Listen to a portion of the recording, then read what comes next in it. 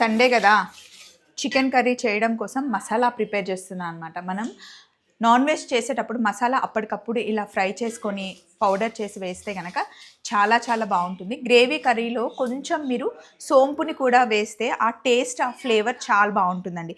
Gravy థిక్గా రావాలి అంటే ఎప్పుడు మనకి ఎండు కొబ్బరి గసగసాలు చాలా మంచి రుచినిస్తుంది.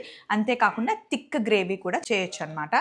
అయితే నాకు చెర్రీకి, బెర్రీకి, యశుకి, శాండీకి ఏమో చికెన్ కర్రీ అండ్ బగారన్నం. మా ఆయనకి, జేసీకి, అత్తమ్మకేమో కంప్లీట్ వెజ్ టమాటో పప్పు అండ్ చిక్కుడుకాయ ఫ్రై అనమాట. ఎందుకంటే వాళ్ళు నాన్ వెజ్ మానేశారు, తినరంట. ఎందుకు తినరు అంటే వాళ్ళకి తినాలనిపించట్లేదంట. మేము తినము, మిమ్మల్ని వద్దు అనము. మీకు ఏం తినాలనిపిస్తే అది తినండి, మాకు తినాలి అనిపించినప్పుడు మేము చెప్తామన్నారు. ఫుడ్లో ఎప్పుడు ఎవరిని ఫోర్స్ చేయకూడదు. సో అందుకని మేమైతే ఫోర్స్ చేయలేదు, కానీ మేము ఆగలేము, మేము తింటామన్నమాట.